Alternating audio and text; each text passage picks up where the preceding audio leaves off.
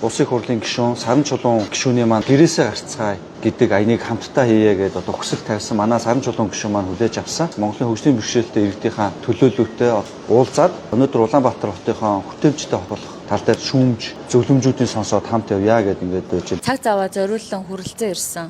Тэрэгэнцтэй иргэдийн холбоо, түгээмэл хөгжлийн иргэдийн холбооны гишүүд, найзуудаа баярлалаа. Улаанбаатар хотынхоо гудамжуудаар төлөөлөлтөөгөө бид нар хамтдаа цуг яваад өнөөдөр ямар яг тулгамдж байгаа асуудал үүд юм байна гэдэг бас иргэдтэй нээлттэй хүргэе. Өөрсдөө бас тэрийг хүлээж авч анхаарч цаашдаа одоо нормтын асуудлаар, захиргааны асуудлаар хувийн өчлөлтөд бас алийг хийлгэж болохоор байна. Улс бол цаашдаа хийхдээ юунд нь бид нар анхаарах ёстой гэдэг асуудлуудыг хамтдаа шийдий ярилцъя гэдэг асуудлаар нэг өдөр хэдүүлээ хамтдаа явах гэж ирсэн. Урилга хүлээж аваад хүрцээсэнд бүгдэнд нь баярлалаа. Бид нар өнөөдөр энэ чинь уулзна гэж цаг товолсон.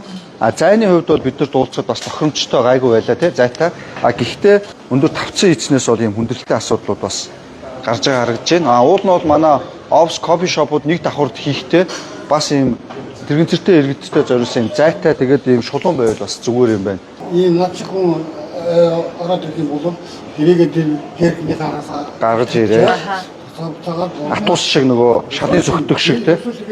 Стандартын дагуу өөрөө энд ийм налуу байх хэвээр нөгөө талдаа зам жоохон налуу болж байна гэдгийг таниулах тийм тод өнгийн ийм нөгөө гэрэл цацруулж тэмдэглэлгүй байх хэвээр хараа муутай хүмүүс чинь налуу зам дээр халтарч ундаг байхгүй. Тэгэхээр бид нар тэрийг стандартын дагуу байх хэвээр Маршрутын дагуу төлөвлөгдсөн байрлууд дээр саран чулуун гишүүн болон төлөөлөлтөөр явах гэж байна.